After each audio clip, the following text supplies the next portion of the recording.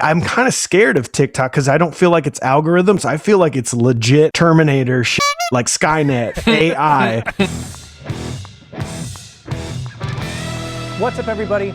I'm Adam Johnson, and this is Cover Band Confidential. The video you're about to watch is an excerpt from episode 142 of the Cover Band Confidential podcast, where we talk to Mike Schulte, drummer of the Pork Tornadoes of Cedar Rapids, Iowa. Mike and his band have an astounding number of followers across their social media platforms, and we discuss things like how to build a following, engaging with your audience, and how to enter new platforms like TikTok. I just want to remind you, if you're enjoying our content, to go ahead and like and subscribe. We post new videos here every Friday, all about music, business, and where the two intersect. And with that out of the way, let's get into it. One of the things that the Pork Tornadoes do better than almost any other cover band out there is manage their social media presence. Their YouTube channel gets insane traffic. How many followers do you guys have on your major channels? 24,000 on YouTube, 24,000 on Facebook. Then the ever crazy TikTok is up there. It's getting up to 14,000. So we're getting there. I was thinking about it the other day. It's social media is that thing like when if somebody goes, I have the key to success, listen to this.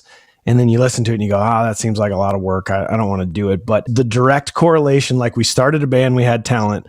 We did really good on social media, which then brought us more money and more shows, which then brought us more people on social media, which then brought us more money and shows and more people. And it's just, once you set that train in motion, it won't stop as long as you keep fueling it. I still don't know how it happened and how we really got there. But once you keep throwing that coal on the fire of your social media, it's not just followers. It equates directly to money. I mean, because we're monetized on YouTube and we make X amount of dollars a month from Spotify and Apple Music and YouTube. And then that equates to, you go, oh, by the way, did you know that we have this many followers and this many million views? Oh, well, then I guess you charge us more money to play your show. We go, yes, we do. And it's this weird thing, right? You know, social media sucks, but it's so important. I kind of think about it like the coal chamber on a locomotive. In order to stoke that fire, you got to keep shoveling stuff into it. And, you know, it feels like what you're doing is little and insignificant, but it's causing this massive thing to move forward. It's fascinating and it's frustrating, and it is so many different things. And, you know, we're dealing with the same thing. I will say this, you know, just personally, the amount of effort I have put into the band YouTube channel and the band accounts has just like completely fallen by the wayside this past year. Me too. Because I've been trying to do it for myself. I've been trying to do it for this podcast and just trying to get some sort of momentum. And I think there's valid points to doing both. And it's also got more to do with, you know, what is your priority? What are you focused on? You know, for you and your guys, it's that project. The Pork Tornadoes is the thing that we are focused on doing. I have found out over the past 2 or 3 days that a lot of the stuff that I thought that I was just kind of like throwing out into nowhere is being noticed by people that I wasn't really aware were paying attention. You never know. And that's the famous story of this band, is that I was so anti the recording of Tennessee Whiskey. I thought the video was one of our worst videos. I just sort of said, wow, whatever, nobody cares about this, and put it out there. And that is the main catalyst of anything we've done. I mean, it's almost 6 million views on YouTube. It doesn't make sense because it's one of our things that we've done. But that's the one thing I'm sure we'll get into TikTok. And I've been listening to a lot of people talk about that they're like, just do it. Put the stuff out there and don't care what happens. Don't care how many views. Just put it out there, because you never know. 3 months later, something might all of a sudden start popping onto For You pages and go nuts because it's now topical or something. You know, you just never know. So let's get into that. TikTok is one of those things that I think a lot of people in this world don't quite understand. We don't understand it either. Yeah, fair enough. No, that's what I'm getting. That is what I'm getting. TikTok is one of those things I downloaded, 6-7 months ago, and was just kind of like, what is this? I don't understand. And what I slowly started to realize is that every time I looked at something longer than like a second and a half, it took a note of that. And then the next time I opened the app, it started showing me more of those things. It just kind of over time became this feed of stuff where I was like, this is the stuff I like. And you find all of these little very specific lanes of whatever TikTok is. So you can't say TikTok is blank because it's so many different things. Just like any other social media platform, I'm doing my studying, going, what does it take? How do you do this? And I will tell you, not only for our band, for our podcast, but also for another band in Iowa called the B Twins.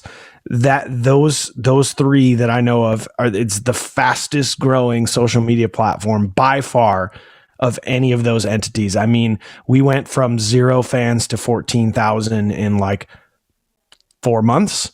Yeah, that's insane. And if you don't think that it's for you, I feel like you're just giving up and not saying I want more people to know about me. Because if you put the right stuff out there, I mean, it's kind of guaranteed to be seen. Yeah. And like you said, put into these weird lanes where I'm kind of scared of TikTok because I don't feel like it's algorithms. I feel like it's legit Terminator shit, like Skynet, AI. It's scary, but it knows exactly what you want and it shoves it into your feeds. And that's how you get lost. So my feed is music production stuff, people talking about ADHD, pop punk, emo throwbacks. That is like super specific. If somebody else opens up that app and they look at it, it doesn't do that for them. Isn't it sea shanties too? Wasn't it? No, I'm a few weeks behind, I think, on that. What ends up happening is you get these kind of viral things that are happening on TikTok and happening nowhere else. There's all kinds of those kinds of moments where you find a certain song kind of hits a certain lane and then it just kind of takes off. And for artists, the impact of that is massive. A good example of that is a band called Bring Me the Horizon. They started posting this song called Can You Feel My Heart, which is from an album called Sempiternal. It was put out almost 10 years ago. But because they kept posting it on TikTok, it shot up in the charts because people kept referencing it and kept streaming it. Fleetwood Mac, Rumors. That entire album went to '1. Again, whenever that album was recorded, what, in the late 70s? Yeah.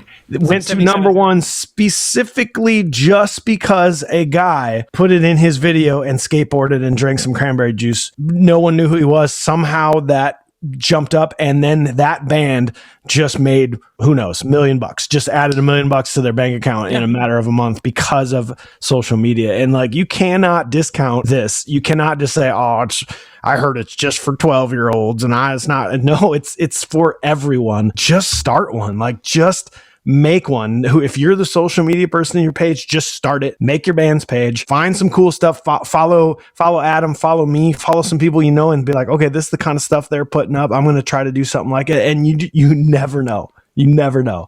Well, and that's kind of the whole point of it that I wanted to make about, at least about TikTok, is that part of the, I don't want to say challenge or whatever, is figuring out what works. Because there doesn't seem to be any rhyme or reason to it whatsoever. I posted this and I got 67 views. And then I posted this and I got 3,000 views. And it's like, what is the difference between the things? And the thing that drives me crazy is anything that I put more than 5 minutes of effort into goes nowhere. Something that I do like 15 seconds, 20 seconds, post it, goes through the roof. Our biggest view now is like 500K views on one that just went nuts. And it was a Snapchat that was recorded 2 years ago that I just found. I'm like, oh, I'm just going to move the Snapchat, move it over to TikTok. Was that the snow one? Yeah. 500K. It was funny. It was funny, but I spent zero time on it. Spent no time. Just said, oh, that looks funny. Let's post that. I'm bored. You raise a good point. So what did you do in order to start posting stuff to TikTok? Looking from the outside, it looks like you were just taking existing stuff that you already had and just started cannibalizing it and posting it on that platform. Everyone has this content that you've paid for already and you've used. Like, just because you put it on YouTube doesn't mean that it can't live anywhere else. Throw it on Facebook, throw it on TikTok, put it up there. Because for a while there, nothing happened. And then a couple of those videos hit and all of a sudden you've got 14,000 people following you that you did not have before. And they most certainly did not know about you from Facebook or YouTube. And now you've got a whole nother platform of people to say, we got a new song coming out. Check it out. Listen to it right here. The funny thing is that, again, every time I try to do something to make it look really slick, it doesn't go anywhere. From what I understand is just continue it. Just keep posting as often as you can. Just keep throwing videos at the wall. And all of a sudden there's your million view video. And as long as you're prepared and you're ready and you've got your links all set up, you're good to go. You're famous now. I mean, that's basically what it boils down to. And show your butt. If you can, if you've you got have a one, butt, show your butt. I have heard if you've got one worth showing. I think that's true on any platform. I would say if you're interested, just start putting stuff out. If you've got existing content, cannibalize it, post it.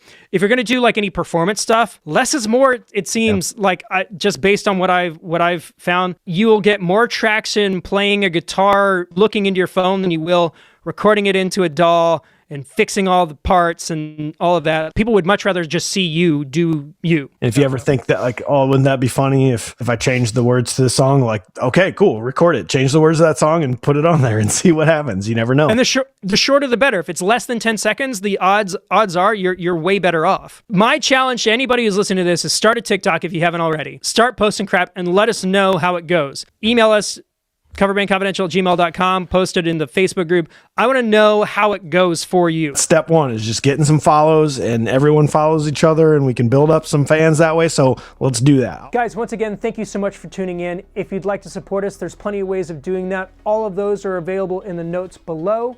Don't forget to like and subscribe. Have an awesome week, and we will see you next time.